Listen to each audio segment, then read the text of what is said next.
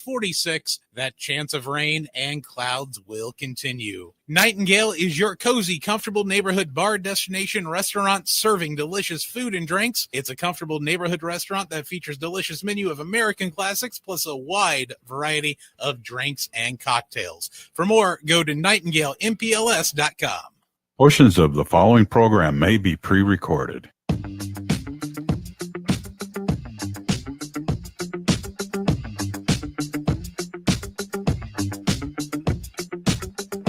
Broadcasting live on AM 950, the Progressive Voice of Minnesota, in the evenings on WCPT 820 Chicago's Progressive Talk, and in the nighttime hours in Seattle, 1150 AM KKNW.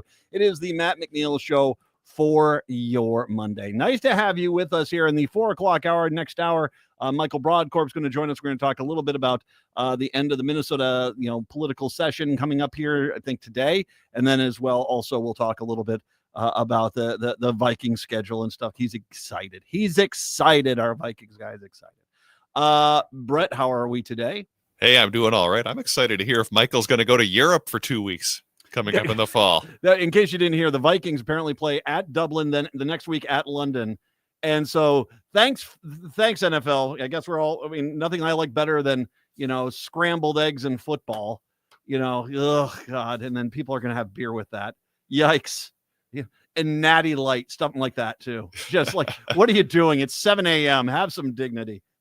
Did you have a nice weekend? I did, yeah. Oh God, I got out in the cities here. It was cool, but we did. There was a big art festival in town called Art of World, which was good fun. And then also I went out, and I don't know. I'm going to guess Seattle, Chicago. I'm going to presume you do something like this because it is too cool. If you're not, get on your city leaders. They do a thing in Minneapolis called Open Doors, where they basically open the doors of all sorts of buildings across the city that you usually can't get into. And like fire department, the fire stations.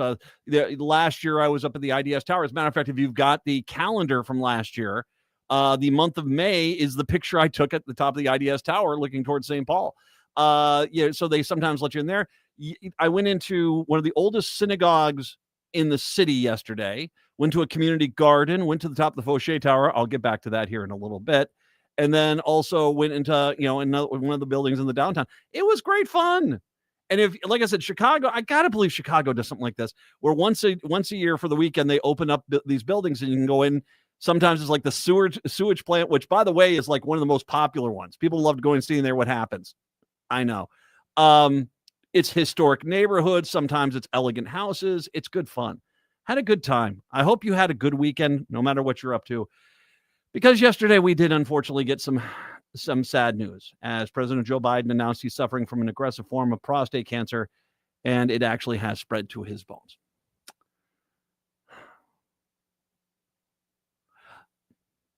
I love that man.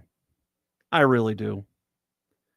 He sure as hell doesn't deserve the rap he's gotten from both the MAGA Republicans and from some of the people on the progressive left.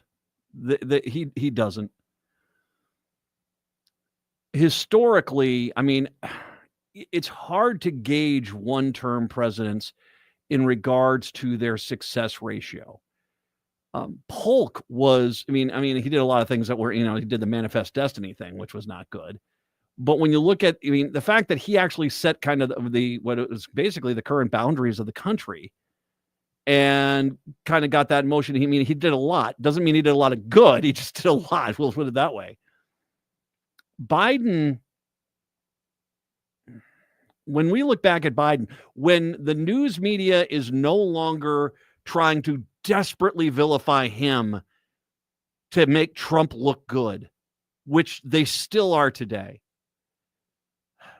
Joe Biden is going to be looked upon as one of the better presidents we ever had. That infrastructure bill is a prime example of that.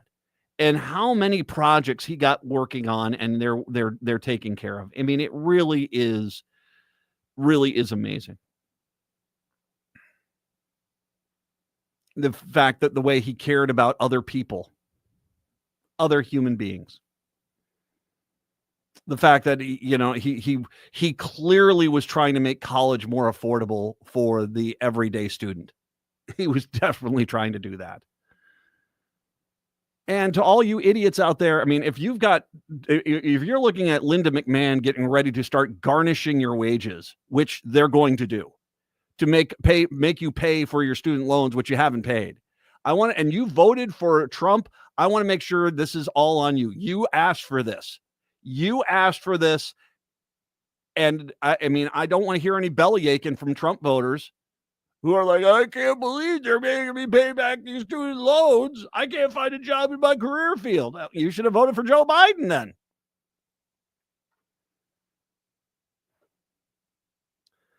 I will say I'm not a big fan of Trump, but his note, or whoever wrote the note that was posted on social media, was fairly cordial to to Joe Biden in regards to this, because this is not good. This is not good.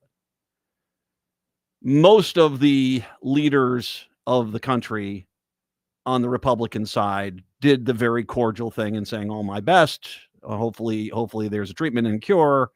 And good for them. I mean, it's, at least in some people's minds, there is still a basic level of decency, which, is sometimes hard to see in the world that we live in today. But that opened the door for all the B team MAGA douches to come on out and say, fine, if you're not going to say it, I'm going to say it. From the giggling woman on, was it Newsmax, who was laughing at the news, a news host on Newsmax laughing at the news of Joe Biden having cancer, to the cesspool that is most of the social media out there, where people are laughing and applauding and Jeebus, saying that Jesus, and once again, talk about on a Sunday, absolutely, bastardizing the Christian faith.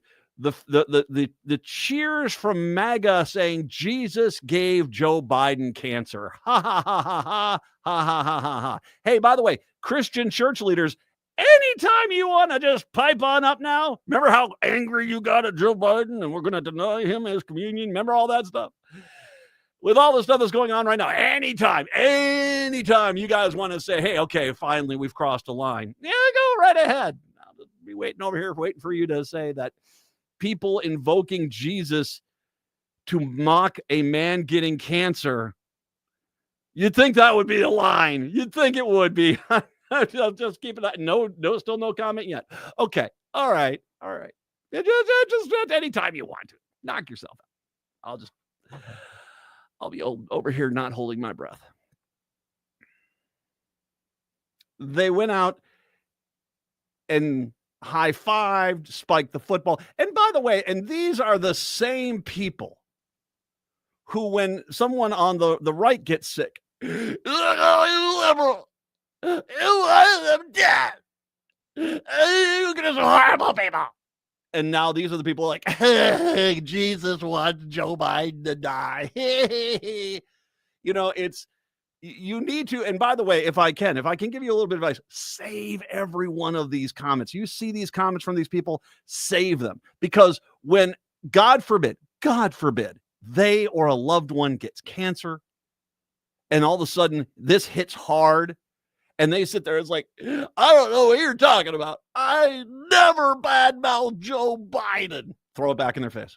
I'm not saying be mean. I'm just saying repost what they said at them. And maybe, just maybe, that hard outer shell of MAGA douchiness will start to crack. Maybe, maybe not. Because again, I think we all can agree there's a decent chance that it's probably not going to. It's going to be I still stand what I believe. Joe Biden deserved it, just not me. Okay. Whatever. I noticed how almost immediately a lot of the MAGA B-listers started attacking Biden. I mean, the warped zygote that is Donald Trump Jr. First of all, Dr. Joe Biden has a doctorate in education, but yet he once again wants to argue that she somehow should have diagnosed him and that this is some sort of conspiracy. And that's basically what they've run with. They've run with this whole thing. It's a conspiracy, cancerous conspiracy. The national news media, and as I say this, I want to make sure I repeat something that we need to make sure we have happen.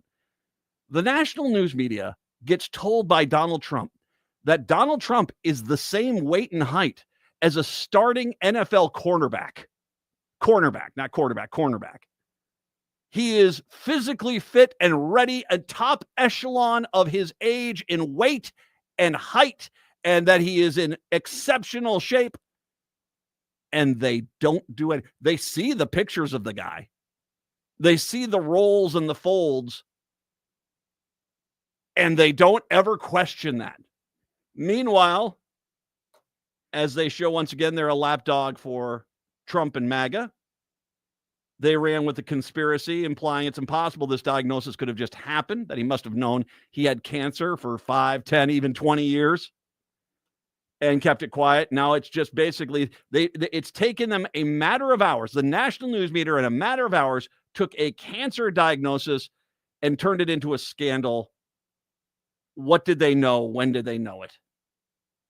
And once again, same exact news media that Donald Trump says, "Oh, I am like a fit NFL player." Well, I guess he is. Well, I mean, should we ever question that? I mean, if you want totalitarianism and fascism rolling in, it's stuff like that. It's just right there in front of your face. No, it's, and of course, by the way, news media will say, well, we never validated. Yeah, but you never freaking questioned it. And here, you can't stop questioning Joe Biden's cancer. You can't keep scrambling and hoping you can question his cancer. How dare he stop our negative coverage of him? That's the national news media. How dare you have cancer and stop us from ripping you to shreds? Tell you what we're going to do. We're even going to rip you to shreds more. That's just, it's sad. Joe Biden gave his life serving this country. He is a great man. He is an absolute great man. And he had a far better presidency than anything Trump has managed to put together. But because we live in an age where if you scream the loudest as the howler monkey, you get the most attention, and a national news media that has been corrupted to the freaking core, what we get is somehow a cancer diagnosis is him just being uppity, while Donald Trump destroys this country, and they all sit on the sideline going, yay, yay. It is hard to imagine. It is absolutely hard to imagine. We'll take a break, come back. It is the Matt McNeil Show.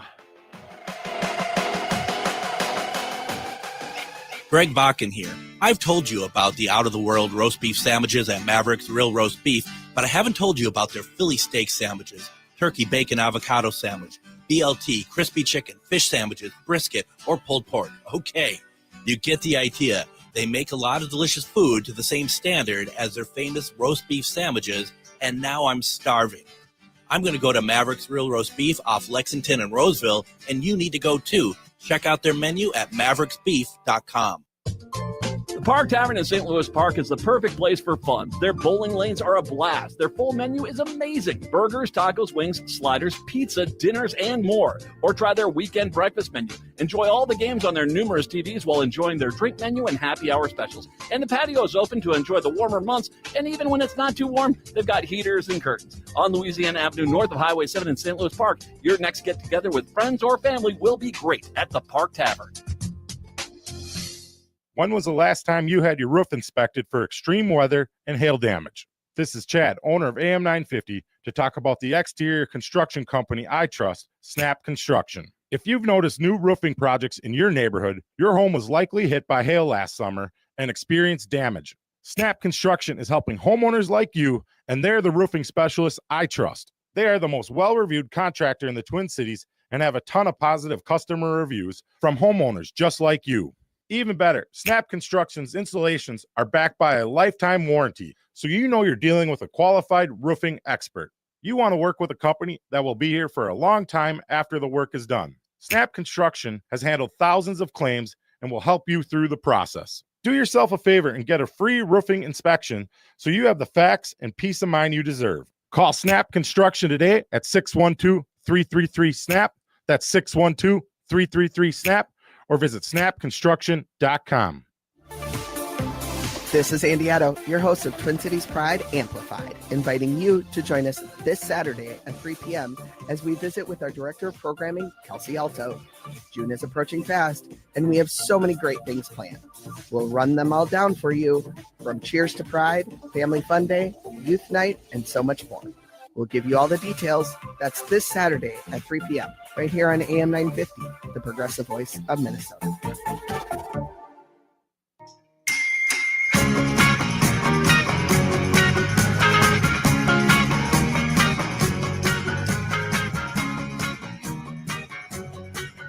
It is the Matt McNeil Show, 952-946-6205. Lawrence is in St. Paul. He wanted to chime in today. Welcome on in, Lawrence. Thanks for holding. Lawrence, you there? Hey. Hey. Yeah, I'm here. Hey, I'm sorry about that. A little delay there. Let me ask you and your audience here, just for a moment, just to dial it back a little bit. And we're going to have honest answers to my next question or my next statement here. If Donald Trump were to get testicular cancer, or if Derek Chauvin dies of a heart attack or has some kind of leukemia, I would be in the streets celebrating. Now, Matt, you have to ask yourself, would you be in the streets celebrating if Donald Trump got? Yes, Nope. you would. Nope. All Lawrence, right, no. okay, I'm not. Hey, no. End of story. End of discussion on that, Lawrence. No, I don't celebrate pain in other people. I don't care who they are. It used to be a standard. It'd be like sending FEMA out to a natural disaster. You used to just do that because people were in need and they got hurt. You didn't look at the voting tallies of the county when you sent that stuff out. You just went and helped people. And that got changed. And that is a crime of our humanity. No, I would not dance on anything. Would I mourn him if he passes away? Probably not, but I wouldn't be cheering it on. I wouldn't be celebrating it. And there's a difference there. So no, Lawrence, I reject the whole idea of that and on that concept there. And don't get me wrong. And Lawrence, I get what you're saying. And thank you for the phone call. I get what you're saying, in that the sense being that there are a lot of people that would celebrate his demise. I'm not going to deny that at all. Just don't tell me I would be doing that. That's not me. A lot of people will. And I guarantee you at the same time, there's going to be a lot of MAGA people roaming metro areas looking for celebrations with guns. Well, not celebrations with guns. They'll have the guns and they're looking for the celebration. You shouldn't be cheering on other people's pain. You just shouldn't. Doesn't mean you have to feel sorry for them. It doesn't mean it's like you need to give to their GoFundMe page. Gosh, would Trump do a GoFundMe page? I bet he would. As one final cash grab. All right. But I wouldn't give to it. There is a difference there. Now, once again, Lawrence, I get what you're saying. The problem that I have is don't apply a standard to me. If you've listened to me for any length of time, you know that's just not the cat I am. I'm not the kind of guy that's going to do this. And if this is the final stand I have to be at, that the fact that it's brave or controversial because I sit there and I say, I'm not going to, hoot and holler and do a jig, if someone was to die, if that makes me an albatross in this society that we live in, well, fine. I guess I'm the albatross. But still, man, you don't cheer and this. And by the way, and I will say this, without a doubt, the reason we are here today, the reason why we have people that cheer on this stuff on either side is because of Republicans. And Republicans have basically been constantly demeaning, insulting, berating, belittling, dismissing the left for years insulting, accusing people of horrible, heinous crimes for their own personal, to try to validate their own flawed arguments. And now all of a sudden they're suddenly shocked that the same people that they have been doing this to for 30, 35 years are suddenly doing the same thing back to them.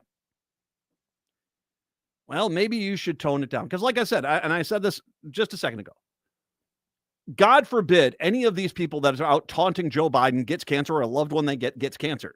Because the first words out of their mouth is, I never badmouthed Joe Biden. Well, that's why I'm saying screenshot their posts. And, if they do dare go down that path, show them that they're lying. They'll probably shut down their accounts, but that's not necessarily a bad thing. But I think we should get to a point that, people dying. I mean, there has been, I might, raise a toast when Hitler goes down, stuff like that. You get to that level. And, I don't know where things go from here. But no, that's just not who I am. As of right now, that's just not who I am. 952-946-6205. I did also want to mention something that kind of got lost, because there's a lot of stuff right now getting lost with this, never-ending media dump we get. And this has to do with affordability of college. And I mentioned about the people that Joe Biden was trying to sell, make college cheap. The Republicans are basically going to pass the following laws to student loans. Subsidized loans where federal government pays the interest rate while a student is in college, those are going to end. So you're going to you have to pay that whole thing. Unsubsidized loans would be maxed out by using a guideline with a weird focus. The median cost of a student's program of study. So say that you studied environmental science at the University of Illinois. Okay, say that's where you went. The average of the cost nationwide for an environmental science degree is all the money you would get, regardless of whether the University of Illinois is more expensive or less expensive. Or you wouldn't get any more money, you just get what they had there. But if it was more expensive, it would max out at the median level. But then here comes this other caveat. So the maximum amount in subsidized loans a student could get would be the median cost of college, period. So say if you had a degree that was more expensive than the average degree and you were at a university that's more expensive than the average university, you're not even going to get close to as much as you can get. That you're going to have to get private loans or pay out of pocket. The aggregate amount you could borrow from all entities to attend college would be maxed out at $50K for an undergraduate, $100K for a graduate, $150 for a professional program. Students would also have to max out their unsubsidized loans before they could use the Parent Plus program to help cover the remaining costs. That's actually a reversal of what things have been going on now. Colleges and universities would have to pay the federal government a percentage of the non-repayment balance, meaning the colleges themselves would have to start getting into the realm of denying people entrance because they just didn't seem to have the right financials to do it. Pell Grants would be limited to students taking 15 credit hours. That's up from the current 12. If they're already borrowing twice the amount of the maximum Pell Grant, they would be forbidden from getting a Pell Grant. The only two ways you'll have to repay loans, one would be a fixed payment that cannot be waived. The other one's based on the borrower's total adjusted income with variable interest rate, which, by the way, that will screw you over. If you can't figure out what I just explained, they just priced out college for most of America. This is not a, well, okay, this is going to be, you will have to go do this. No, I mean, trade schools are expensive. This is stuff. All this stuff is basically going to be too expensive. They're taking us back to the day when you could not go to college unless you were wealthy. And what they are doing is they're taking away the financial ways and maneuvering that you can do as a middle class or lower class person go to college. They're taking this away, and guess what? You're not going to be going to college anymore. We'll take a break, come back. It's the Matt McNeil Show.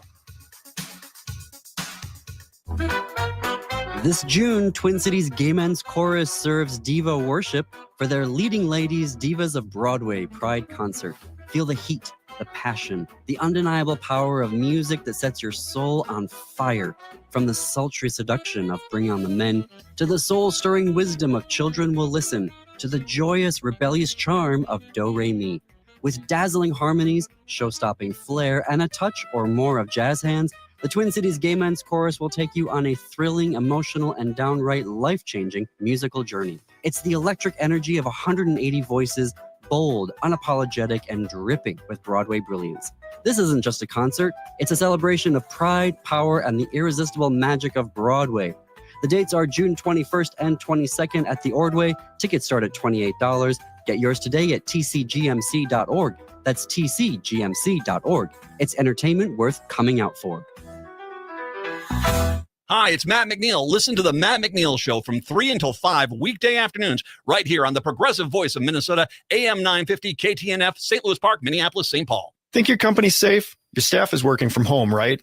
As I speak, cyber criminals are mounting attacks across the country. Remember, when we're weakest, cyber criminals attack. Hi, Mark Sommerfeld from Rymark. The Rymark team is guiding our clients through these difficult times. In fact, demand has been so high, we created an easy-to-follow guide. It's yours free. Download our 5 steps to securely work from home now at rymarkit.com or call 651-328-8900 for a no-cost how-to discussion. This is AM 950, the progressive voice of Minnesota. This is Chad, owner of AM 950. I want to tell you about a better, more environmentally friendly way to care for your lawn with Natural Lawn. Natural Lawn has been treating Minnesota lawns for more than 20 years with organic-based natural products that feed the soil without unnecessary chemicals. That means an envy-worthy, healthier lawn that's safer for your family and your furry friends. Natural Lawn has no contracts and is 100% satisfaction guaranteed. So let Natural Lawn handle your lawn care so you can enjoy your lawn. More at naturalawn.com.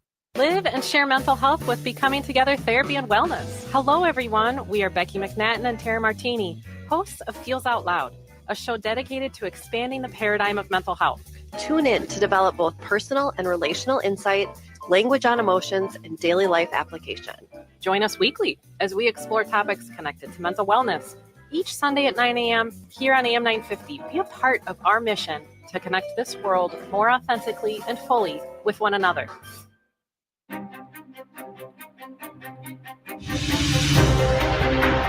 Did you know Ghostbox Radio with Greg Bakken airs 5 nights a week at 10 p.m.? That's 5 nights of talking about ghosts, ufology, Bigfoot, and so much more. We're talking about the paranormal every Monday through Friday with some of the most trusted names in the field. Join us and step into the unknown with Ghostbox Radio with Greg Bakken, Monday through Friday at 10 p.m. Only if you dare.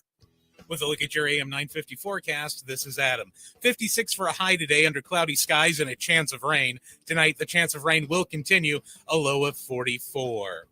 Let Natural Lawn handle your lawn care so you can enjoy your lawn. Organic-based, environmentally friendly lawn care for over 30 years. Safer products for kids, pets, and the planet. 100% satisfaction guaranteed. For more information, go to naturallawn.com. Let's make tonight the weekend. I don't wanna wait.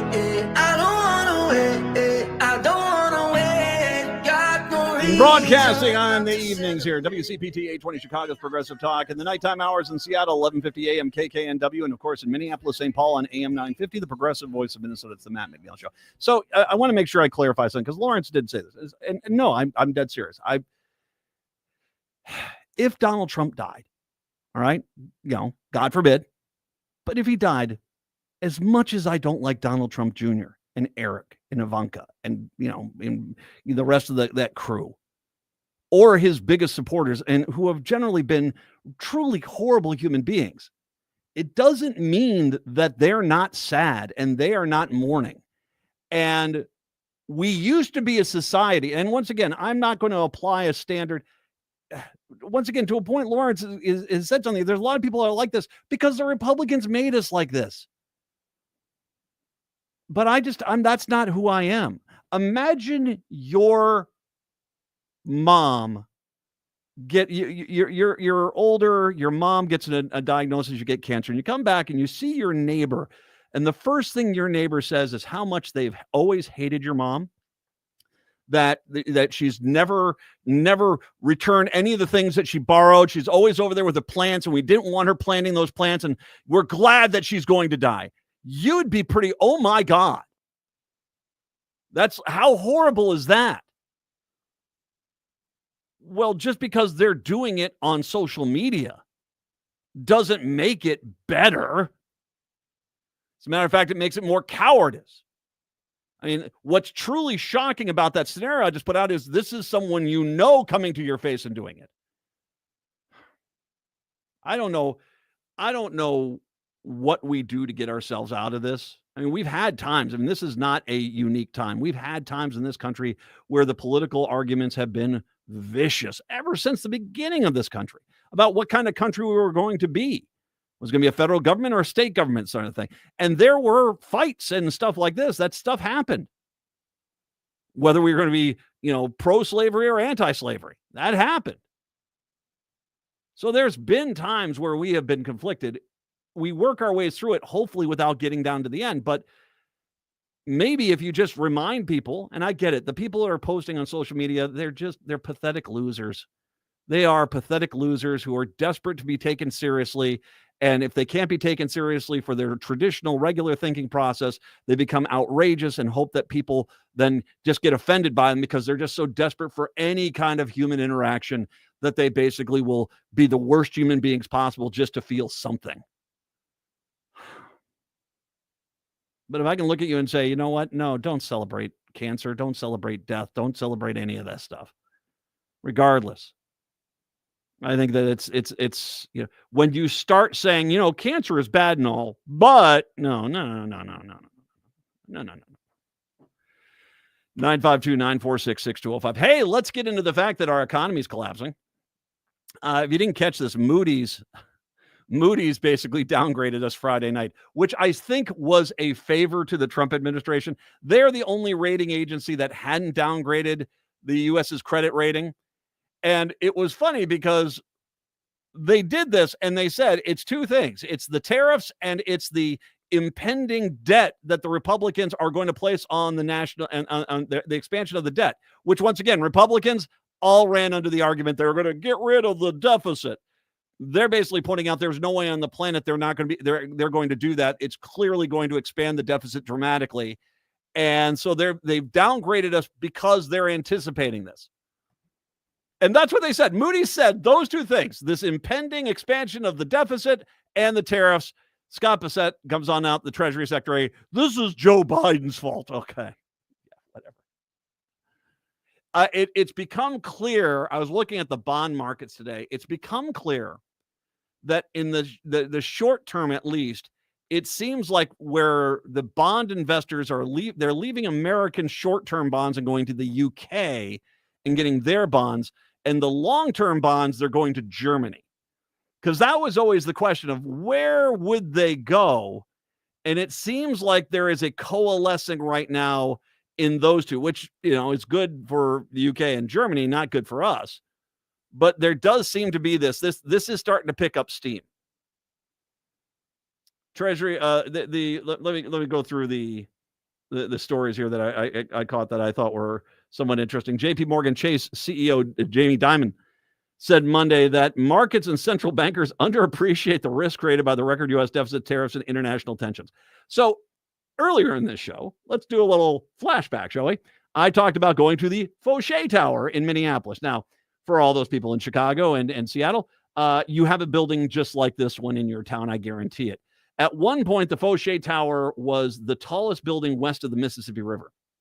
It was built in 1929, actually leading into 1929, and was dedicated in I think it was spring, somewhere around May or something like that, of 1929. And it's basically another thing that was common. It was taken off of the Washington Monument. It's kind of a style like that. Now, if you come to Minneapolis, St. Paul, it's buried within the city. The much larger skyscrapers that have come in since then have hidden the Fauché Tower quite conveniently, but it's still there. It has a fantastic steakhouse. Manny's is on the first floor there. God, is that good? Holy God, is that good? But that I digress. Well, and what is it? Keys Cafe is down there too. They know me. These are my people. It's good stuff. Have you had? They got Manny's there. Absolutely, you never go wrong with Manny's. Yeah, God, man, it's just it's one of those places. It's just I love a good steakhouse. Anyway, that being said, the tower still stands. Well, the reason why I brought it up is because you remember that 1929 thing. Now, Fauché, you found out, was running basically a Ponzi scheme. That the new investors were coming into his deal. He was giving money to the old investors and basically screwing over the new people, and collapsed. But it was exposed because of the stock market crash in 1929. And even though his name is on the building, he ended up, being a disgrace. And there you go. I mean, it was to give you an idea of how far he fell. John Philip Sousa, wrote a march for the Fauché Tower. They played it there, lost in history. There you go. Your classical music note of the day. I mean, it was a big deal, man. And down she goes. It's slip and slide. Candyland, watch out for that slide there. You're going downhill, man. Anywho, well, same thing happened in 2008. I mean, so back in 2008, I was doing a weekend show about home mortgage show. And it wasn't like no one saw this coming. Because I was doing the show, I was paying attention to the mortgage markets and the housing markets. And late 2006, it was becoming pretty clear that there were some major problems with the housing market. And one day I brought it up to the hosts of that show and I said, do you want to talk about this? And they screamed at me, don't you dare say anything bad, which, in hindsight being 2020, kind of, encapsulated the whole problem there. They knew things were going wrong and they didn't stop it. They just kept it was a massive cash grab and they only hoped that they could take as much money as possible until the whole thing fell out. Same thing, once again, 1929, in 2008, these three things happened. There is just way too much negative that's going on. I talked about on the blog as well about Trump basically ordering Walmart to absorb the cost of his tariffs, which, do you remember when MAGA used to get so upset about the idea of Democrats trying to regulate prices of private businesses? Remember that? Oh, gosh, was that a hoot.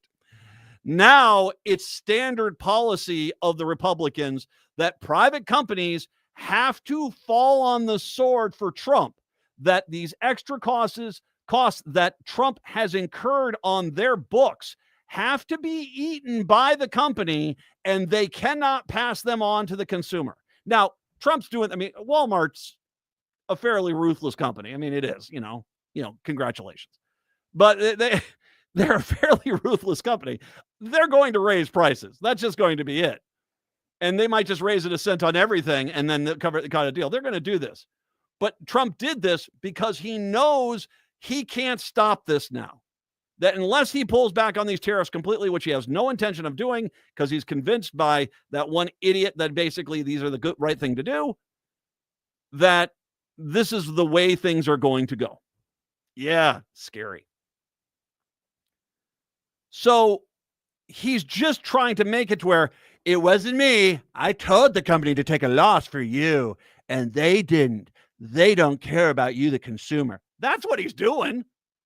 It's the ultimate gamble of denying any culpability for your actions. He's made tariffs. The tariffs are in place. The tariffs are making products more expensive.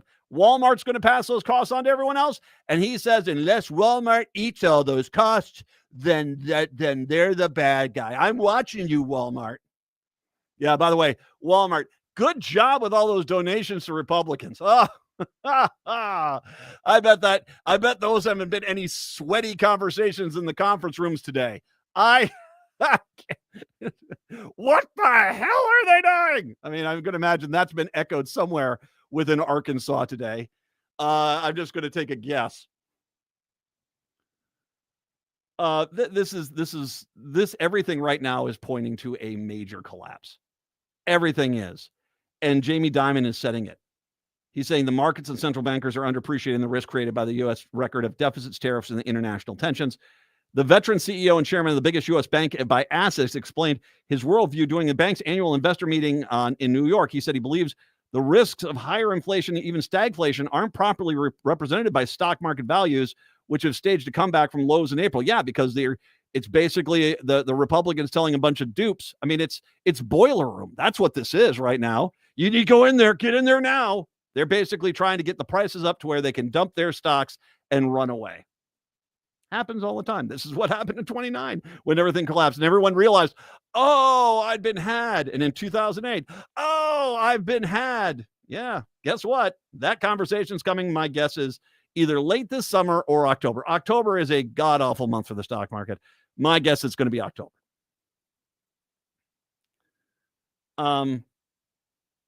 We have huge deficits. We have to consider what most complacent central banks, you may think they can manage all of this. I don't think they can. My own view is people feel pretty good because you haven't seen the effects of the tariffs yet. The market came down 10%. It's back up 10%. That's an extraordinary amount of complacency. I agreed. Diamond's comments follow Moody's ratings, downgrading the U.S. credit rating on Friday.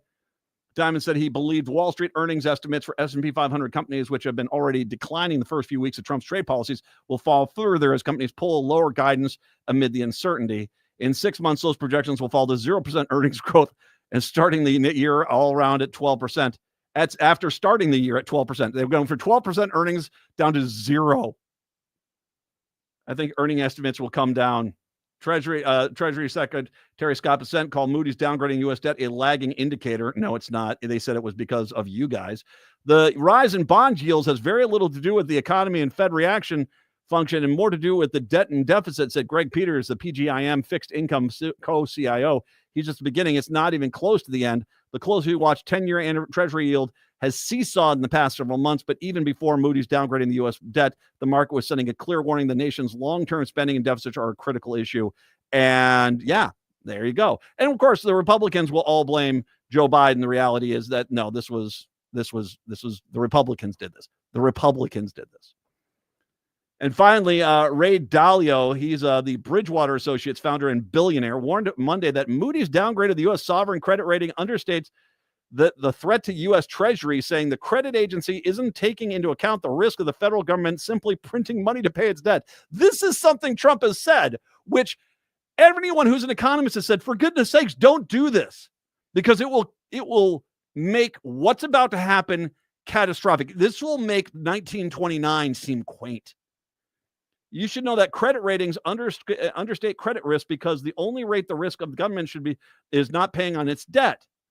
They don't include the greater risk that the country is in debt will print money to pay their debts, thus causing holders of the bonds to suffer losses from the decreased value of the money they're getting rather than from the decreased quantity of money they're getting. Moody's on Friday cut the U.S. credit rating. U.S. stocks fell this morning. They were kind of stagnant today. Said differently, for those who care about the value of their money, the risks of the U.S. government debt are greater than the ratings agencies are conveying, Dalio said. Yeah, this is bad. This is really bad. And right now you're seeing a complacency of stooges basically hoping something's going to come save them.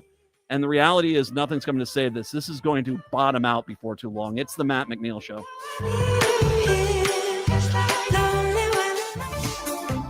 This is Andy Addo, your host of Twin Cities Pride Amplified, inviting you to join us this Saturday at 3 p.m. as we visit with our Director of Programming, Kelsey Alto. June is approaching fast, and we have so many great things planned. We'll run them all down for you, from Cheers to Pride, Family Fun Day, Youth Night, and so much more. We'll give you all the details. That's this Saturday at 3 p.m. right here on AM 950, the progressive voice of Minnesota. Rudy Luther Toyota is the dealer you can trust. Go to rudyluthertoyota.com to browse their inventory of new and certified pre-owned vehicles. Style, performance, and reliability. You can find it all at Rudy Luther. With every new and certified pre-owned vehicle, you'll get a Luther Advantage card. Save 10 cents per gallon at the pump and get $6 Works car washes at Holiday Station stores. That's right. You can get a great vehicle and help stretch your budget even further. Rudy Luther Toyota, the southeast corner of 394 and 169 in Golden Valley. Hennepin History Museum is presenting Hennepin Fest, a women-led music and cultural festival, Saturday, May 31st from 2 until 7 p.m. at Washburn Fair Oaks Park. This is a free outdoor event celebrating the diverse history and culture of Hennepin County, highlighting music and spoken word by local women artists, including DJ MC Diane, Connie Ebbingson, Annie Mack, None Above, and Maria Issa. There will also be a vendor village featuring local artists, food vendors, and family-friendly activities. Saturday, May 31st from 2 until 7 p.m. at Washburn Fair Oaks Park. It's Hennepin Fest. Go to hennepinhistory.org for more information.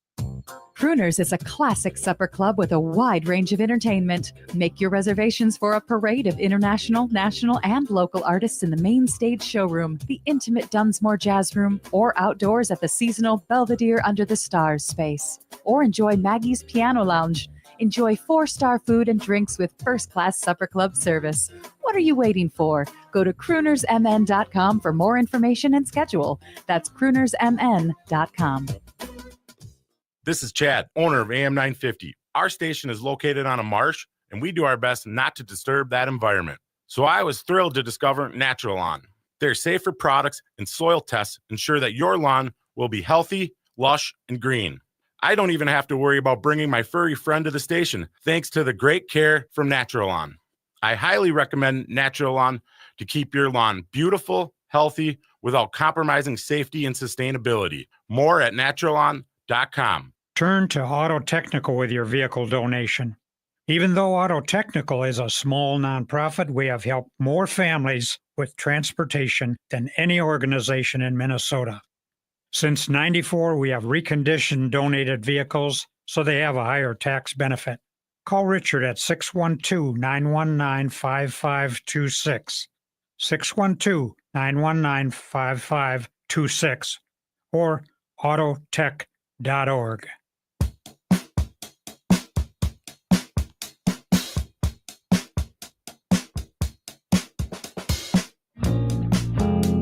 It is the Matt McNeil Show. So this is okay. I'm going to get into a little bit of religious content here because I'm Christian.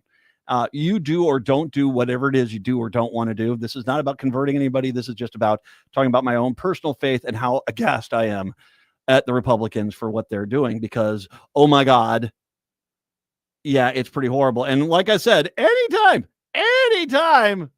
the leaders of the Christian faith in this country want to say anything at all and just be 1/10 as upset at what Republicans are doing as they are Joe Biden. Let me give you, here's a great example. This is a great, you're gonna love this. It's gonna be a sprawling tax and spending bill before the House of Representatives would cut more than $200 billion with a B from food assistance, potentially affecting 4 million children and 7 million adults, while providing an estate tax cut roughly for the same amount of money to a few thousand people who will leave behind more than $7 million to their heirs. Oh, Christianity. This is, I want to make sure we understand about it. This is going to be 11 million people are going to go hungry. 11 million people are going to go hungry just so a few thousand wealthy people don't have to skimp on how much they give to little Billy and little Susie. Exactly. That doesn't sound real Christian to me. I mean, I've read the Bible. I don't remember that the screw them portion of the Bible. I don't. It'd be news to me. But hey, Leviticus, there's some hoots in there. So maybe it's in there. I don't know. That's pretty horrible. I mean, the Republican Party is going to starve 11 million people to give a few thousand people an estate tax cut. People who are going to leave $7 million or more back to their heirs. Those people, they're getting taken care of. A few thousand people, while 11 million people, including 4 million children, are going to go hungry. The bill would increase the estate tax exemptions to $15 million for single people and $30 million for couples in 2026.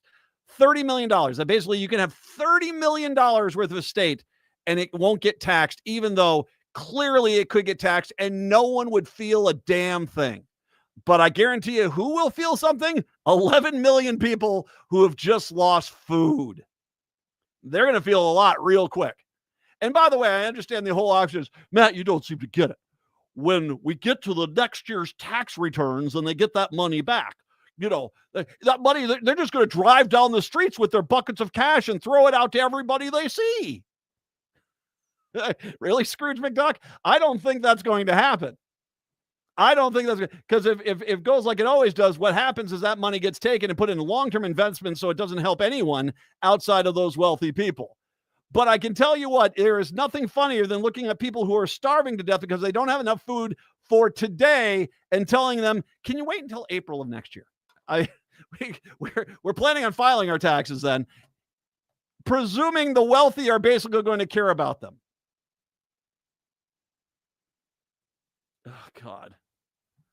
The basics. So yeah, this is what the Republicans are doing, and they're starving 11 million people. Why do I bring this up? Yesterday, I was at my church, Westwood Lutheran. Now, once again, I was born Catholic, or practicing Catholic, I should say that. I was practicing Catholic, been Catholic for many, many years. And then what happened was they got into the whole that we need to deny Joe Biden communion thing. Now, don't get me wrong. Yes, there were a lot of other things the Catholic Church did that wasn't very good.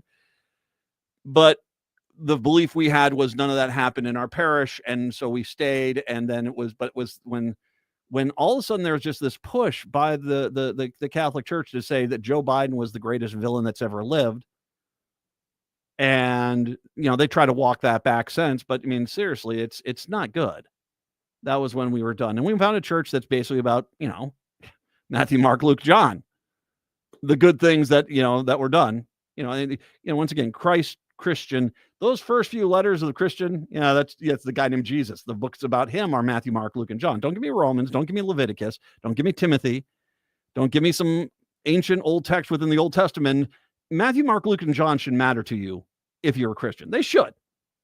But you guys frantically ignore them, especially the Gospel of Matthew. But John was the subject of this week's sermon. John 21, 9, 17. I'm going to read this to you. Once again, you do or don't do whatever it is you don't want to do. I'm not here to convert anybody, but I'm just, because this hit me pretty good. When they had finished eating, Jesus said to them this, and this is basically when he's been resurrected. I believe this is the third time that he has been seen by the disciples. When they'd finished eating, Jesus said to Simon Peter, Simon, son of John, do you love me more than these? Yes, Lord, you know that I love you. Jesus said, feed my lambs. Again, Jesus said, Simon, son of John, do you love me? He answered, yes, Lord, you know that I love you. Jesus said, take care of my sheep.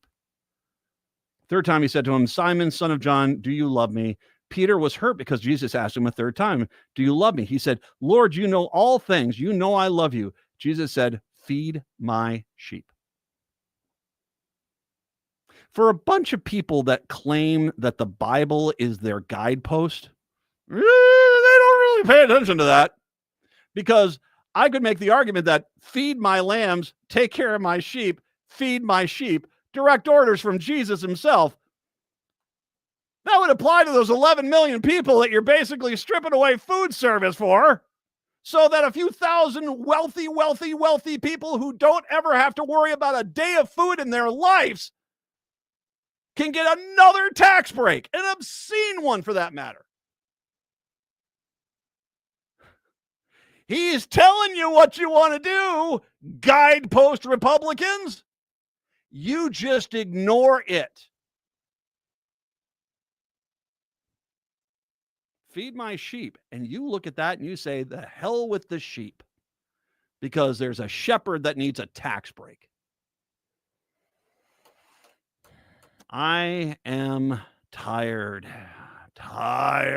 of my religious faith being destroyed by these Republicans. And once again, may you have a church that has the conscience that my church has. Anytime the Christian faith leaders of this country want to step on up and say, 11 million people getting food is probably a good idea. Anytime, nothing's stopping you. I'll be over here not holding my breath. Chicago, Seattle, have a good one. Minneapolis, St. Paul, hour 2 up next. This is Robert Pilot of Native Roots Radio presents I'm Awake, weekdays at 5 p.m. On our show, you'll hear about Native issues like treaties, protecting Mother Earth, and holding our elected officials accountable. Weekly correspondents like Dr. State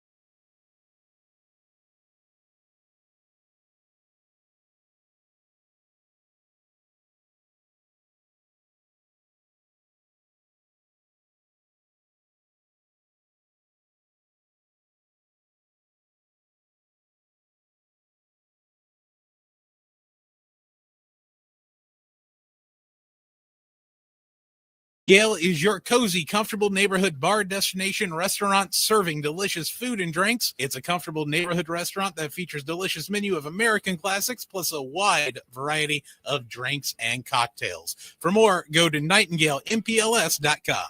Portions of the following program may be pre-recorded. Hour number 2 of the show here on your Monday. Matt, Adam, Brett, we're all here today. Well, not Patrick, but we're all here for the most part. Good to have you with us today. 952-946-6205. 952-946-6205. Just listening to Adam's weather there just at the top of the hour. One of the things I will say is we got 2 more days of this cooler stuff. I mean, this is like a Lake Huron summer out there right now. I mean, it is not pleasant. If you've ever been on Lake Huron in the summer, you know what I'm talking about. It is a little chilly. 2 more days. Wednesday, when we get into Thursday's looking like it's going to be high 60s and sunny, and we're back into the 60s and 70s after that. So, yeah, just this one big low-pressure system that's bringing all this cold air from the far north is going to move on out, and we're back to it. I'd still rather deal with this than that insanely hot weather we had. Ugh, God, that was rough.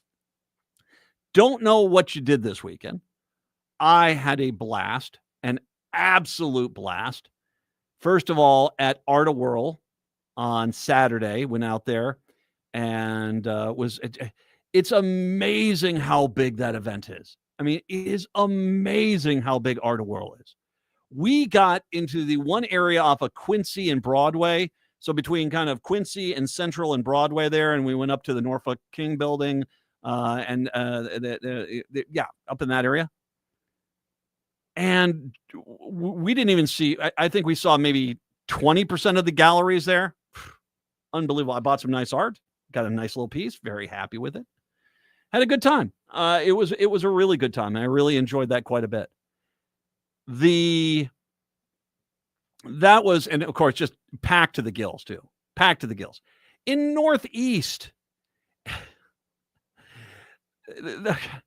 it is amazing how much Northeast Minneapolis has this whole art scene up there has really revitalized that entire part of the city. It is amazing. So we did that, and then on Sunday it was open doors. We did the open doors thing, and I mentioned this a little earlier. So we went to the synagogue up off of 10th and Penn Avenue there. It was one of the oldest synagogues in town, became a church, and now it's abandoned. It's a pretty spectacular building. Then went to a community garden, then went down to the Fauché Tower, took some pictures there. Don't know if they're going to make the calendar. They probably will. They're pretty good shots. You really can't take it's a really good place. You go up to the viewing deck on the Fauché Tower. That's a really good place. But then we got up onto the 7th floor of the Dayton building, and you could go up on the roof there. So I was looking down on Nicollet Mall and stuff. Great time. I had a good time. It is an amazing city.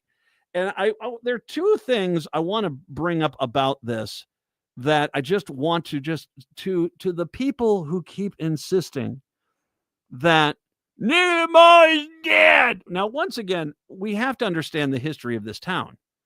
The history of town, and this has to go back to when I was at that synagogue, which had been converted into a Christian ministry and actually became basically a local food shelf and pantry for many years up until the 1990s, before they shut down. We kind of got a little bit of a chuckle at these people that talk about how the city is the demise of Minneapolis. It's so bad now. Dude, the only thing that was good in Minneapolis was Nicollet Mall for many years. You couldn't really, you go over to the Schinders on Hennepin, and of course there's the Nanking, the Skyway Theater, McDonald's was down there. You went down, there was some of that stuff, but you didn't go down onto Hennepin. You sure? The woman who ran whose husband ran the Christian ministry, she said they used to take their bus down to the North Loop and pick up, and okay, it's not this politically correct term today, but it was called the hobo bus. And they'd send the hobo bus down there because even though all it was parking lots, there was a ton of homeless people down there, and they'd pick them up and they'd bring them to their ministry and they'd feed them and get them some food and take them back. that was the North Loop. And she and I were talking about how Washington Avenue as well. And then you go in anywhere north of Comanchex and Certix over on the north side, and it was no one. It is amazing how vibrant this city is today compared to what it used to be. And yes, the retail collection of Nicollet Mall is not there. That has far more to do with the fall of retail than it does Minneapolis.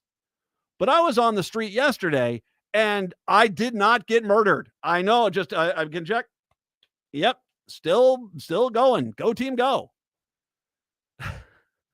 There are just too many paranoid white, and let's be honest, semi-racist or outright racist who like to sit there and say, Minneapolis is empty because Nicollet Mall.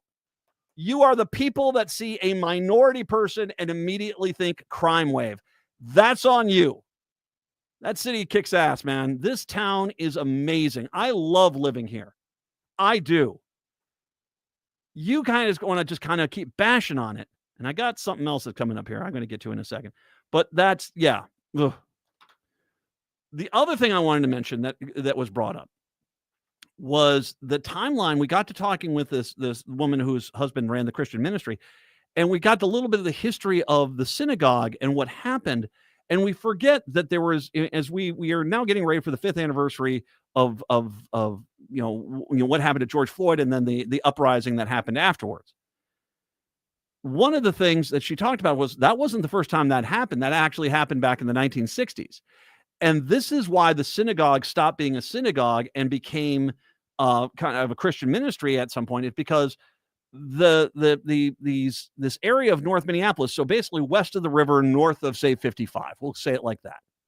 North of 55, west of the river, that part of North Minneapolis, that ended up having a lot of problems. The Jewish congregation decided to leave and they moved out to the suburbs. And one of the things that was pretty interesting is if you want to talk about an area of the city that has been abandoned at times by the city, it's that section north of 55, west of the river. And it's not just recently, this has been a continued problem for decades. That portion of town, but that seems to be the trade-off, that the rest of the city is reviving itself or has maintained its stellar presence. That part of town hasn't. And it's not, and I think that we need to start, and it shouldn't take gentrification. It shouldn't take young white couples coming in there and buying up all the houses. And all of a sudden everyone's like, well, now all that house that was $60,000 2 years ago is a $420,000 now. It shouldn't take that. We should actually care about all of our citizens. And having that little history lesson that, yeah, this is the part of Minneapolis that's been forsaken. And it's been forsaken because, let's face it, it's the high minority part of town. There's a lot of black people that live up there. And we already saw what Republicans think of black people when a tornado hit this city 10 plus years ago. And they refused to give any natural disaster relief to that area because it was black people in North Minneapolis. When you get to this point, you are broken to the core. We need to address this. We need to have better opportunities, and we need to have more investments in that part of town. You should be investing in all elements of your city, not just the ones that the developers are trying to sell to Generation Z and millennials. Just an observation. Speaking of which, Police Chief Brian O'Hara said Minneapolis has a very detached bourgeois liberal mentality, according to a New York Post story posted Friday as the city of this week approaches the 5th anniversary of George Floyd's murder by police. O'Hara, and one second here, forgive me really quick here. Just the story decided to shift around on me quite a bit here. O'Hara once again made these comments to the New York Post, became accustomed to a very democratic city when he worked in Newark, New Jersey. But that had not prepared him for the ultra liberal orthodoxy, as the Post put it, that he found in Minneapolis. O'Hara was Newark's public safety director. Here, it's very, very ideologically, and a lot of times, like really, and facts don't get through the filter. It's been detached, bourgeois, liberal mentality. It's bizarre, as he quoted and saying to the Post, a tabloid generally considered to be a conservative publication. And it's not generally, it's a conservative publication. It's Fox News with print. O'Hara comments are part of a story about Minneapolis as it approaches the 5-year mark next Sunday, since Floyd's killing by police sparked worldwide protests and riots and arsons in the Twin Cities. After spending a week in Minneapolis, reporter Dana Kennedy writes, full week, the city is broken, divided, and suffering. Of course, the entire point of the article was not to actually talk about the city.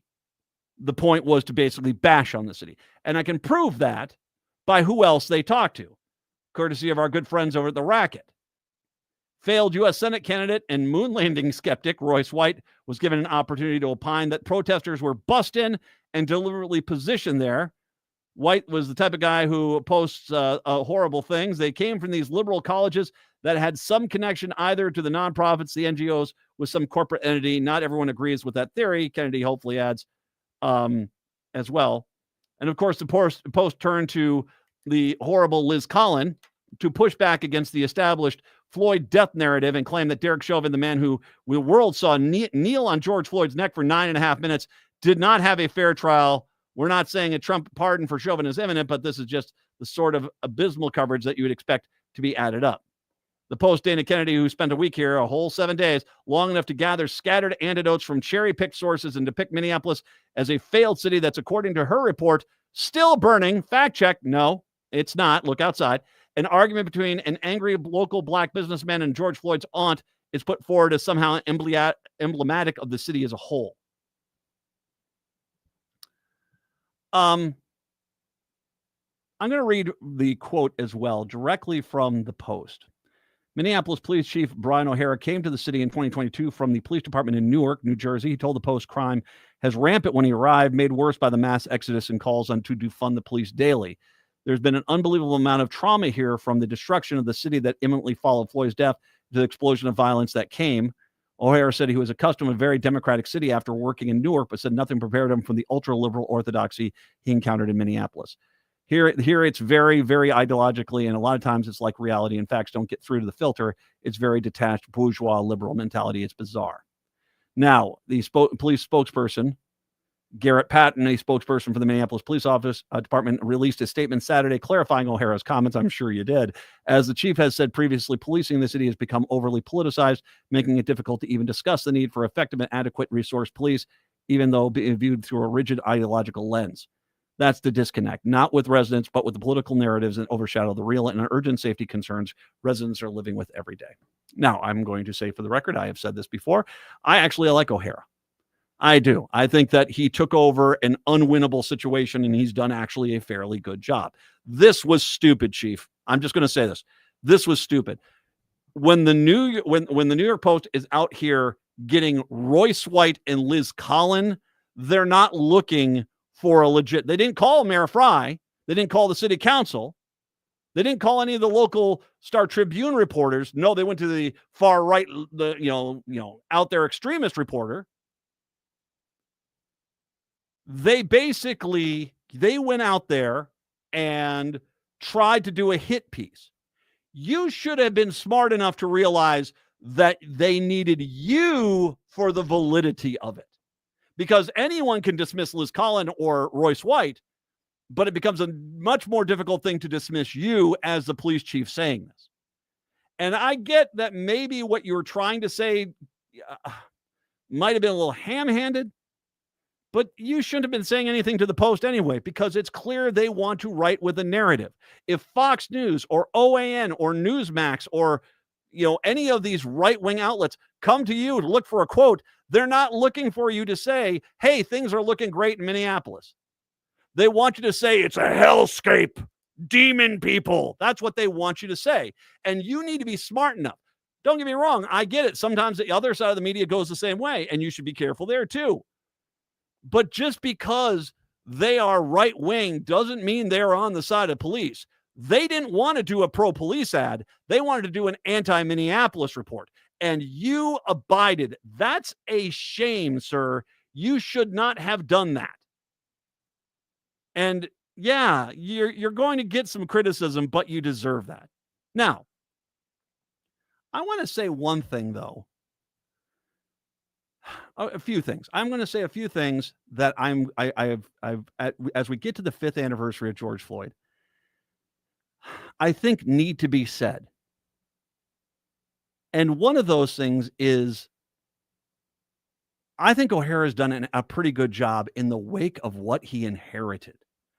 I want to remind people that during the uprising after George Floyd's death, the police particularly targeted the journalists because they were mad at them.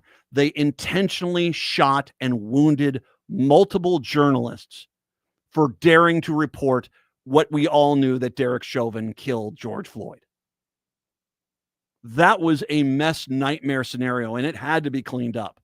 And I didn't think there would be anyone that could come in here and do it. O'Hara's done a pretty good job, although you fell into a trap with this one, sir. But I think it's time for us to reevaluate the anger of the post-George Floyd mentality towards the police. Because let's be honest, most of the corrupt bad cops are long gone because they did not want people to give them look at them through the filter of neutrality versus the cover-up mode that used to exist within that police department. And I'm not saying it's perfect, but it's a heck of a lot better than it was. I'll talk more when I come back. 952-946-6205, 952-946-6205. It is the Matt McNeil Show here on your Monday.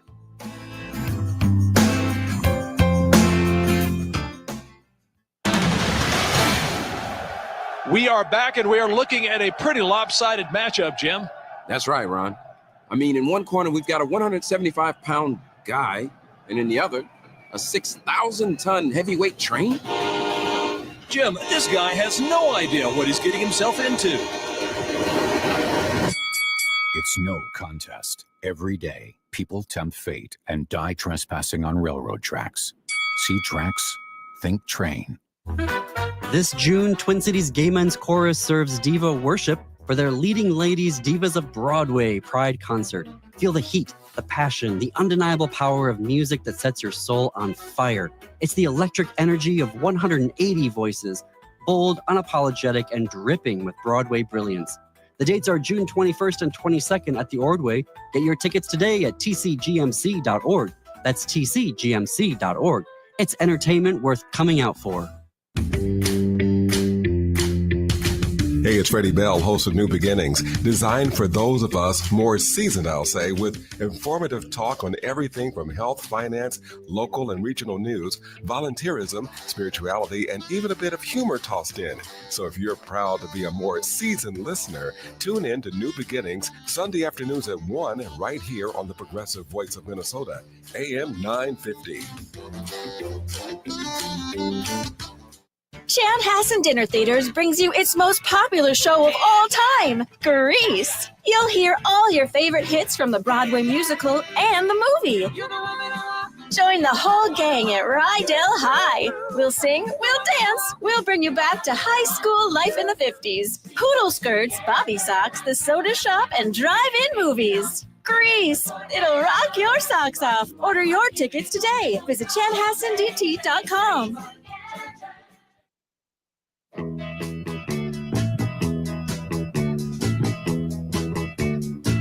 It is the Matt McNeil Show. So here's what I want to do. So because I went to Art of Whirl on Saturday, and so as I go into Art of Whirl and I'm going up Quincy, I go across from the hot dog place across Broadway to Quincy, and I go up into that area. And there's a Minneapolis police officer who is monitoring traffic to prevent us from being run over, which, by the way, is a legit problem in Minneapolis. Let's be honest. And they're regulating, getting across, say, thank you, officer, get across there. And one of the first things you see is there's a guy there with a stand who basically is talking about defund the police. And I just sort of said, okay, I saw this, and this is when I knew, especially after reading the story on Friday night about O'Hara's comments, that we had to have a little discussion about this, because it's time for us to realize what the problem was and what is preventing us from getting to a better solution. Because frankly, if you're still at the point of defund the police, you're still the angry drunk in a dark bar late at night throwing haymakers and hoping you're going to hit something. Post George Floyd, when things went crazy and you realized how horrible, how the world that the black people of Minneapolis had been saying existed came to light, and we all saw what was really going on within that police department. A corrupt police department that looked at the city as not the people that they worked for, but, people that needed to be kept in line and abused by the system. That's what we had. Delmonico, Bob Kroll, that is the system that was in place. But because it was so violent and so horrible, and the tensions in this town exploded, and then the first response of the police department, we should remind her, Bob Kroll, it sounds like he was trying to usurp the power of the governor with Paul Gazelka and take over the state so that Gazelka could become the pro tem governor and he could become, I guess, the commandant of Minneapolis and go crack some skulls.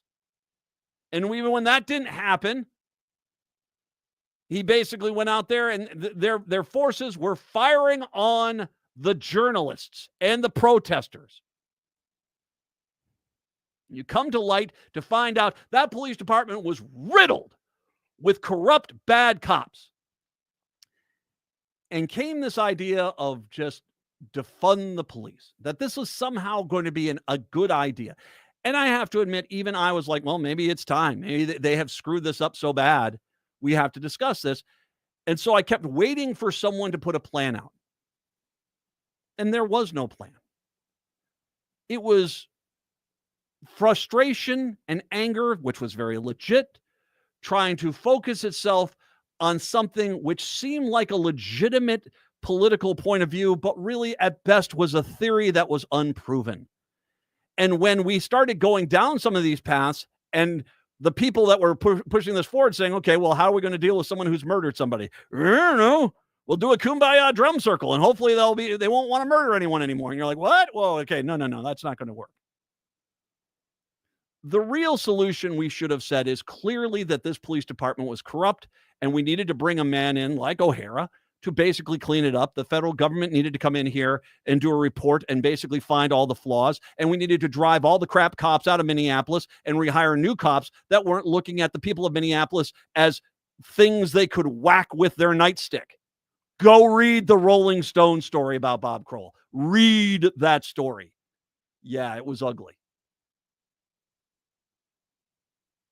And it doesn't mean you can't have oversight, and it doesn't mean you can't have the public involved. I think those are two things that definitively can happen. This is not about police being absolute, but here we are years later. We have gotten the report from the federal government that indeed showed the police department was corrupt as hell, was broken to the core, and a lot of those cops have run away, putting in, and I'm going to guess most of them are fake, work comp, claims in, so they can take as much money. I mean, clearly they were coached on how to do that, to take as much money from the city taxpayers of Minneapolis after they cost the taxpayers of Minneapolis millions of dollars in payouts for their atrocious policing behavior.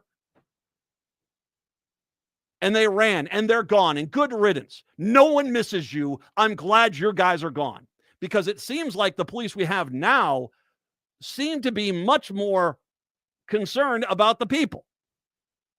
Doesn't mean it's perfect. 100%. That shooting that happened in South Minneapolis, where the guy clearly was someone that should not have been given the amount of chances he did.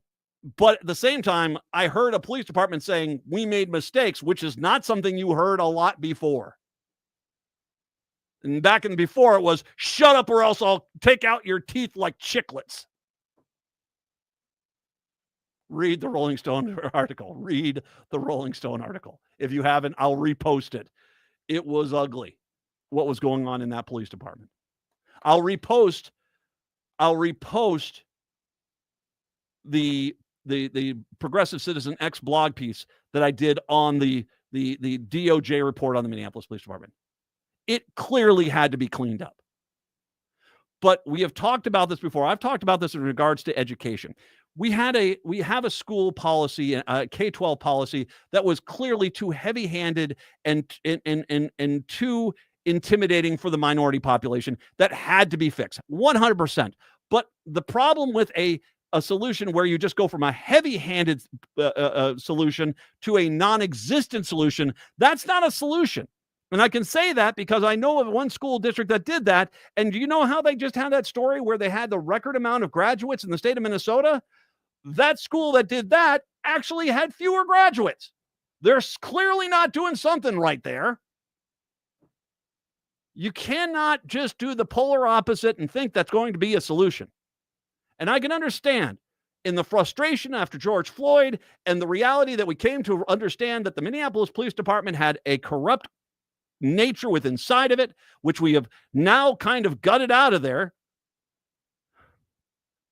I can understand some people, but you have to understand that when given the opportunity, they didn't have any plan. I don't excuse Chief O'Hara for his insanely insensitive comments to the New York Post in the shadow of the 5th anniversary of the murder of George Floyd by a Minneapolis Police Department in the middle of the street at 38th in Chicago. I don't excuse that. But I also do understand that I think the time for us to think that somehow we're just going to get into some sort of utopian cult society where everyone just is sitting there eating their lentil beans and doing drum circles, and that's going to solve all the problems. That's not a solution either. You need to have competent solutions that factor in an active police department that does have some ability to make some control, but yes, have some level of oversight, whether that's the city government, whether that's the local population. And we seem to be trying to move in that direction. We do. Do we have a long way to go? Yes, we do. But as we get ready for this 5th anniversary, you look at that Minneapolis Police Department, and it is night and day compared to what it used to be to where it is now.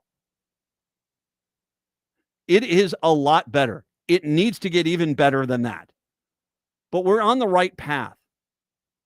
So when I see this guy out at Art-A-Whirl screaming about, defund the cops, I'm like, dude, that was so 2020. We need to move past this and realize the solution doesn't lie with one of the extremes, but it lies in the middle. 952-946-6205. 952-946-6205. I know, send your letters and complaints to Matt McNEIL. Yeah. All right, we'll take a break. Come on back. Michael Broadcorp going to join us. We're going to talk some of the politics first, but then we're going to get into, I think he's a very happy man when he looks at this Viking schedule. We'll talk about that when we do return. It is the Matt McNEIL Show. Tell me why you gotta be so out of your mind. The Stronger Together Pride Benefit Concert and Dance Party is coming to the Granada Theater in Uptown on Thursday, May 30th, and it's one night with a whole lot of heart. Hosted by Nina D'Angelo, this 21-plus event features live music from Ryan Cabrera and a high-energy dance floor driven by DJ Shannon Blowtorch. It's an incredible celebration, but it's also a fundraiser with a whole lot of impact. This year, Twin Cities Pride is facing a $200,000 funding gap after losing major sponsors. This event is a powerful way for the community, supporters, allies, and everyone who believes in Pride to step up and help close the gap. There are multiple ticket options available from general admission to premium experiences. So however you show up, you're making a difference.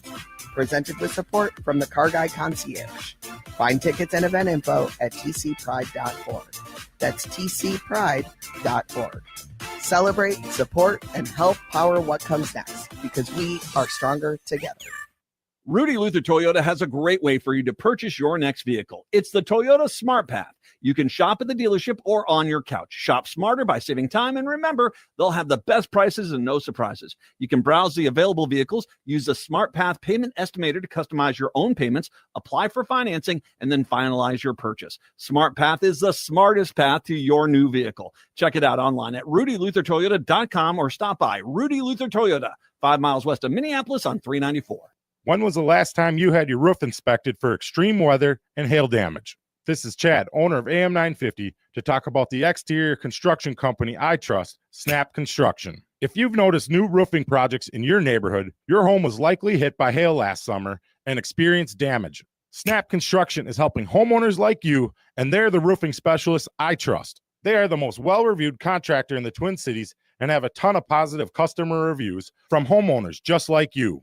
Even better, Snap Construction's installations are backed by a lifetime warranty, so you know you're dealing with a qualified roofing expert. You want to work with a company that will be here for a long time after the work is done. Snap Construction has handled thousands of claims and will help you through the process. Do yourself a favor and get a free roofing inspection so you have the facts and peace of mind you deserve. Call Snap Construction today at 612-333-SNAP. That's 612-333-SNAP, or visit snapconstruction.com. With a look at your AM 950 forecast, this is Adam. 56 for a high today under cloudy skies and a chance of rain. Tonight, the chance of rain will continue, a low of 44. Let Natural Lawn handle your lawn care so you can enjoy your lawn. Organic-based, environmentally friendly lawn care for over 30 years. Safer products for kids, pets, and the planet. 100% satisfaction guaranteed. For more information, go to naturallawn.com. AM 950, KTNF, St. Louis Park, Minneapolis, St. Paul. Is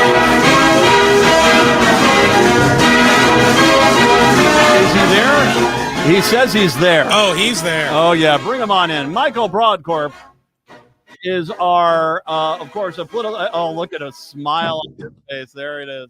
He is our political correspondent covering things from the right side of the political aisle, as well as also our official Minnesota Vikings correspondent. And we will get to the Vikings here because they announced their schedule here. But, Michael, first of all, how are you doing, my friend? It is great to be here. Just a lovely May day in Minnesota. It's not bad. I mean, there's a little bit of Lake Huron summer up there. It reminds me of the nip. That's a little bit of the briskness in the air. That's when I joined later in the year to talk Vikings. So it's very apt. Oh, is this some sort of larger scale? We're going to make it feel a little bit like, oh, maybe you're onto something. We'll get to that here. The bad news first. So let's go over to the St. Paul. House and Senate were able to pass several non-controversial bills on the second to last day of the legislative session, but lawmakers continue negotiating behind closed doors on major budget bills to fund human services, education, transportation, and more. Education alone comprises 40% of the general fund budget. Your thoughts, just as things lie right now, I don't see any way they get done with all this tonight. This is going to go into a special session, correct? No, and it's not going to get done.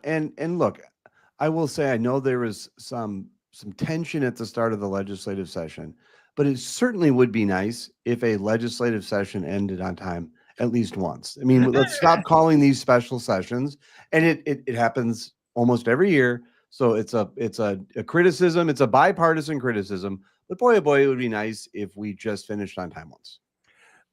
I'll question for you, because I think, is it Mark Johnson is the Senate Minority Leader, East Grand Forks, that guy? Yes, sir. He doesn't seem to be on board with this. And one of the things that Dayton did and Walls continued was, I don't call a special session until I got 4 signatures on a piece of paper with mine, and then I'll do it. He doesn't seem to be too eager to put his signature down on some of this stuff. As a matter of fact, he is, as far as the political wrangling goes, the impression I'm getting is he's feeling like he's been left out. The Senate is different than the House, where it is the tie. There is still a Democratic majority.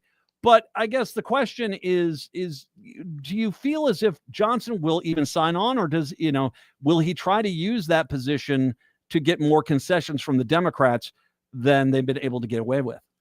Correct. You were historically accurate in noting that Walls and Governor Walls and former Governor Dayton did not call unless all 4 were there. There was a rare opportunity. There was a rare moment when Governor Pawlenty did force them all back, and it just doesn't work out. Again, for the constitutional nerds out there, the governor gets to call the special session, but the legislature gets to determine when they end it. So they try to have this all kind of pre-conferred and worked out. I think he's holding out. I mean, he wasn't at the press conference last week where this was discussed. And so I think the Senate will be up in 2026, as will the House, as will the governor's race. And so I think that they're taking advantage. I think the Senate is positioning themselves to be they're just more. I think they want to extract more. I mean, I think they want certainly tax increases. I saw on social media today, which is reliable in some instances, I don't think any tax increase is going to work. And so I think the Senate Republicans, I think, and no criticism towards the House Republicans, but I just saw Johnson saying it was DOA, that any tax increases were dead on arrival. And so we'll see what happens. But this is what happens. It's far too common. We're at last minute. There'll be, a lot of closed door deals and discussions. We'll see where it ends up. Well, and here's the problem, and here's the rake you walk into with that. And especially, I'll just go with Johnson, the Republicans. It's May and June. We're in dangerous weather season for us. This is when the storms coming in, flooding happens, stuff like that. The last thing what usually ends this is tragically a natural disaster hits someplace in the state, traditionally in a Republican area, and they say we need a special session for funding. It's like, okay, we've got a bill right here. Put your signature on this, and we'll just get this all. We'll add another bill in for that. That's the kind of the rake they walk into, is that there is this almost built-in political uncertainty that has nothing to do with politics. It has to do with natural disasters, which the needing for funding from the state to go into these communities when a natural disaster happens kind of forces their hand. And I think that the state says, yeah, fine, we'll have a special session. Here's your signature. We're just going to get this other stuff passed. That's kind of where a lot of that's what's happened in the past. And whereas this chest thumping kind of ends, it's like, okay, fine, we have to get this done. Yeah, correct. I mean, at some point they're going to have a deal. And coming into we've discussed this before about the off year versus the election year. I mean, this is a year before. And so it's 6-1, half dozen the other, Matt, but I think that there's more opportunity. There's more latitude, I think, in an off year to take kind of a principled, prolonged stance because it's a long time before election day.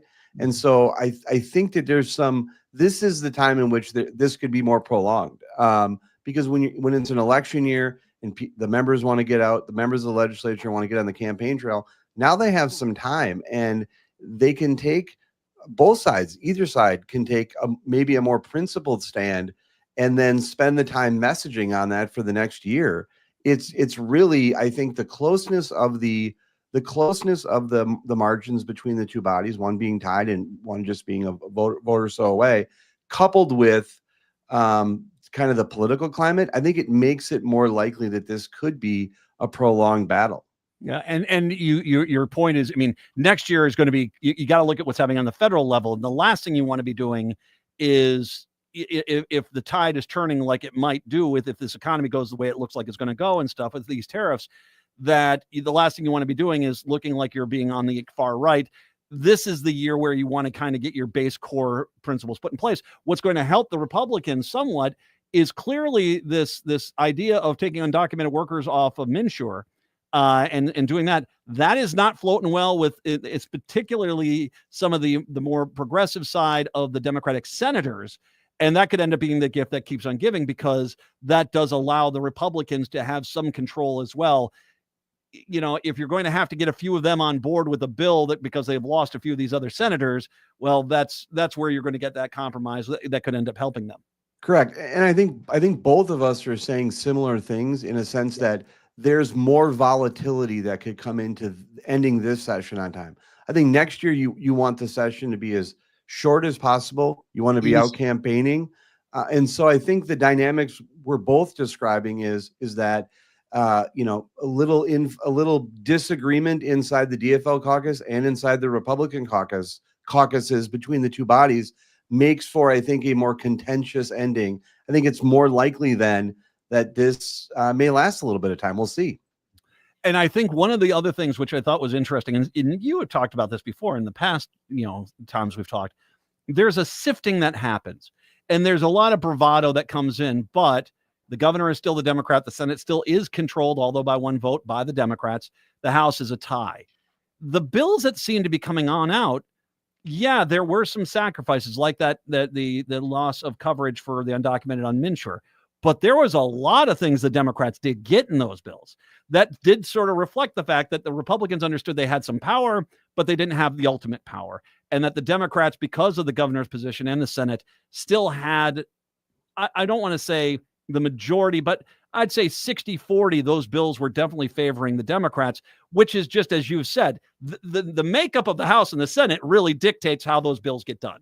Correct. And one of the things I think is interesting to see, and this is just kind of straight analysis, the Democrats have had a run of where they control both the House and the Senate and the governor's office. And so it'd be curious to see to what degree, if you're looking at kind of percentages, who wins, who loses, which is kind of the true art of compromise.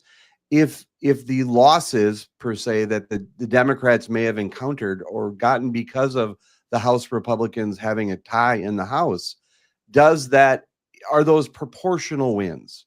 Are those wins that they can say as well? That's what happens when you have a tied House and you have to compromise more. That'll be interesting to see. But right now, I think that this could last for a while. And I'm not to be Debbie Downer, and I certainly don't want it to last a while. But I think in speaking to you and from different sides, I think there's dynamics that could make this last a bit of time.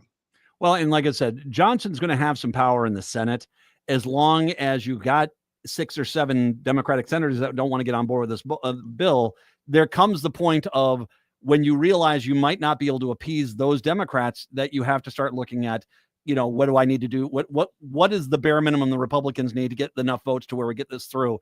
And that's where that question is going to come through, I think. And yeah, the thing I think is interesting, Walz, of all the people, seem to understand his situation far better than I think anyone else on the DFL side, and kind of went right away. It's like, okay, I'm willing to compromise on this, and this. You figure it out, and we'll go with that.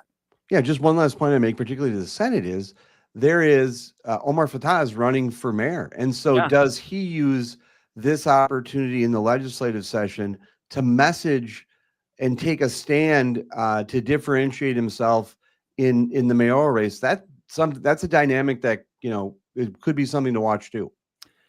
All right, let's get into something. We'll set this aside and wait for the burning barrels tomorrow.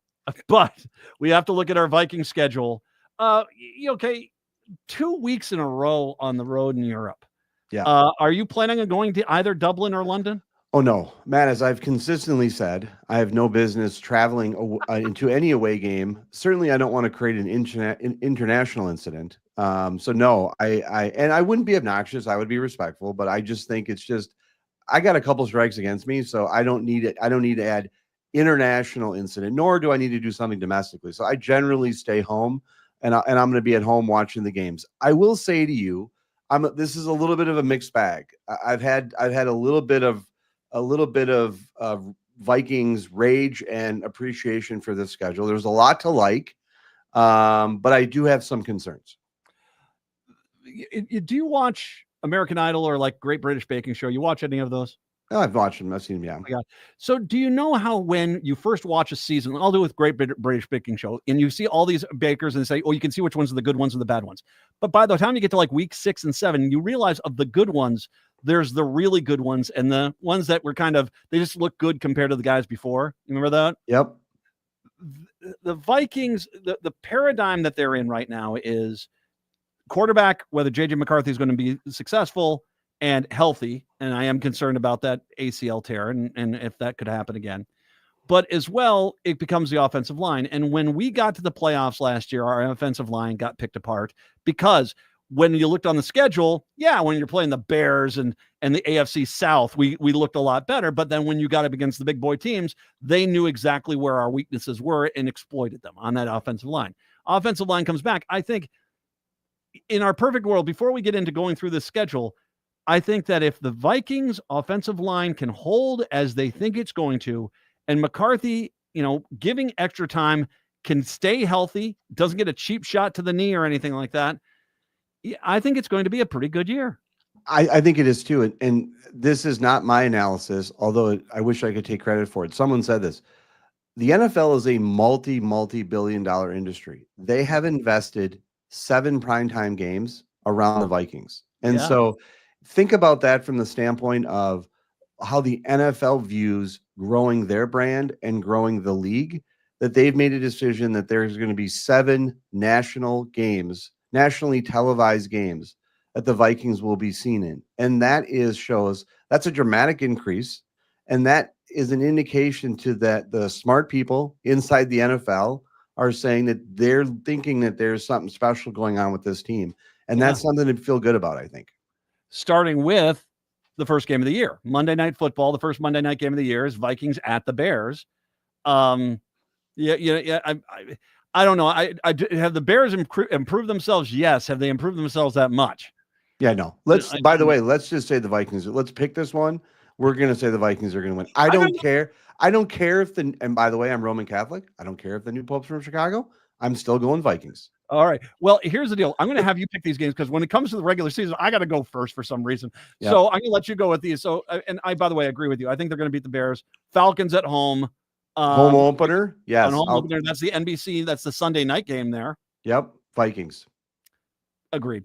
I don't think have the Falcons improve themselves. I don't think no. Bengals has another team that's going to be at home on the 21st of September. I don't see enough on the Bengals there. I mean, that's a team that was showing holes. I think the Vikings are going to win that game. Absolutely. Then come the two international games, which I believe then are followed by our bye week. It's correct. We're the road team in both of these. Vikings at the Steelers in Dublin, Ireland. Vikings at the Browns in London. There's already been a lot of talk, but the Steelers have taken some big steps back, and they're not sure, especially the trade they had with Dallas, where they traded away one of their best wideouts. I don't see how the Vikings don't go 5-0 with the beginning of the season, personally. Matt, I got to be honest with you. I look at the entire schedule. I don't see a loss on the entire season. But I will say to you though, I do not like the back-to-back international game and then bye. I think I'm very appreciative that the NFL wants to build the league. The NFL wants to build the league, and they think the Vikings are standard to that. I'm not a fan of now, even if they win both games and they come off the bye and they win, I'm still going to stick with them. It makes me a little nervous. All right. We got to get through the rest of these games. Okay. Here's my first speed bump. Eagles at Vikings. Eagles are still a pretty good team. That's my first loss of the season of this within the schedule. You're a big no on that. I'm Eagles at home against the Eagles. Yeah, I'm taking the Vikings. All right. Vikings at Chargers. Even that's a Thursday night. That's a short week. We got a Thursday night game that week. I still think the Vikings are better than the Chargers. I'm taking Vikings. And then it's going to be 10 days, and this is good. We're at the Lions then. I think they're going to win that game at the Lions. I'm taking Vikings. I think the Vikings are going to win that game. Ravens at Vikings. That'll be an interesting game for sure, but I still think the Vikes will probably pull that one out. I'm taking Vikings too. All right. Bears at Vikings. Vikes, of course. Vikings at Packers. Vikes. Of course. Of course. All right. So here is my next problem.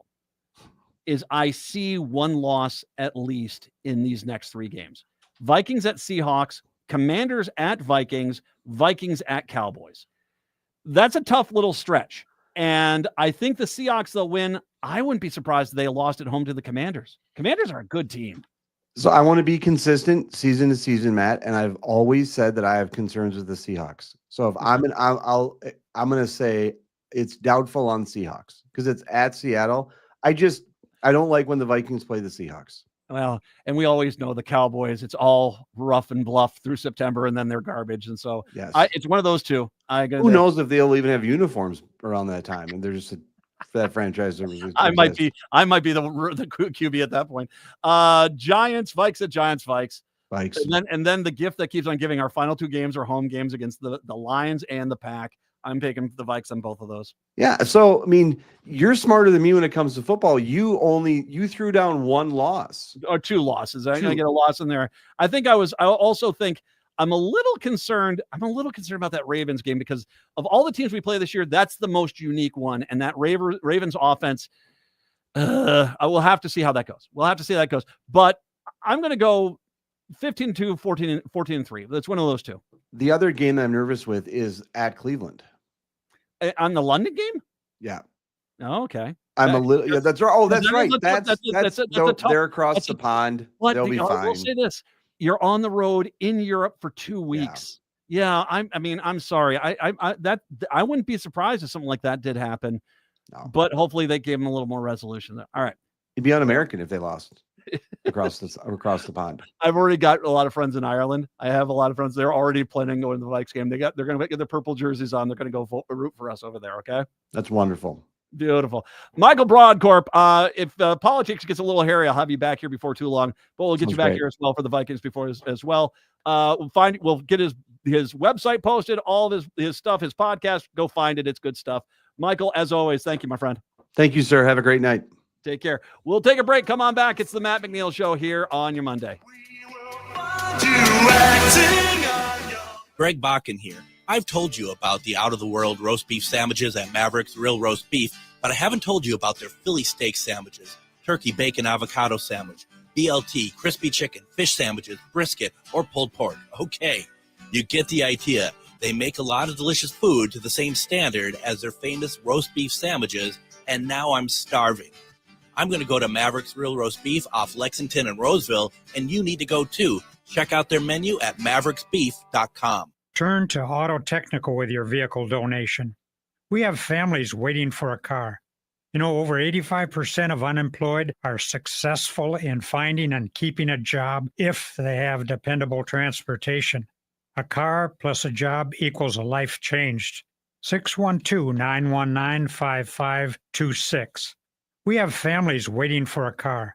919-5526 or autotech.org. End-of-life decisions are not easy to make. Hi, I'm Mary T. of Mary T. Hospice Care. It's important to make sure that this difficult time is meaningful and comforting to you and your loved ones. Our hospice team provides an individualized program of physical, emotional, spiritual, and practical care so your loved one is comfortable and not in pain. At Mary T. Hospice, we understand that choosing the right hospice care provider can be overwhelming, but we're here to assist you. Learn more today at marytinc.com. Peace of mind shouldn't cost a fortune. We keep things simple at Schroman Law because we believe planning for your estate and end-of-life care shouldn't be stressful or expensive. Every client relationship starts with a free consultation so clients have the information they need before making important decisions. From there, we work closely with clients to ensure they are choosing the most efficient and cost-effective plans for their specific needs. Schedule a free consultation today at schromanlaw.com. That's SCHROMEN law.com.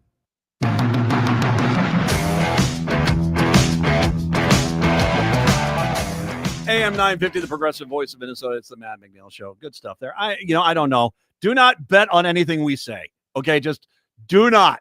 No. Even we know that. No, don't do that. But we'll see how things go. We'll see how things go with the Vikings this year. And we'll see how things go. I will have Michael back on. If we have a lot of news, I might try to get him on here before the Memorial Day weekend. And depends on how much goes in. So we might have him on later this week. We'll have to see.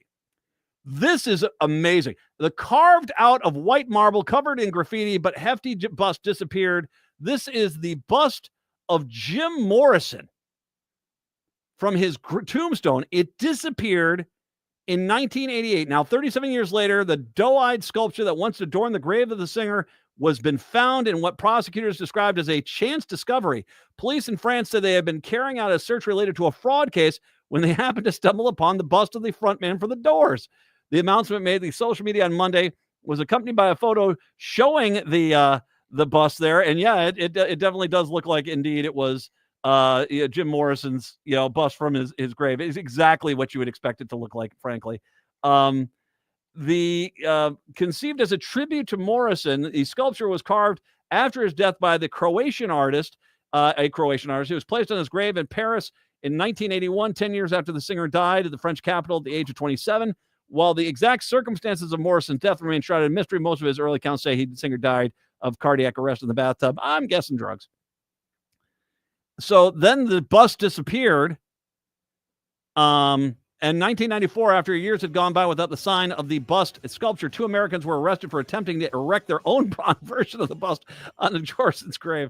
Okay, yeah. It is a major stop in Paris if you find it. But whether or not the bust gets back, we'll have to see. Native Roots Radio, I'm Awake. That comes up next. Make sure you're staying around for that. We are going to be back on a Tuesday. Until then, see ya.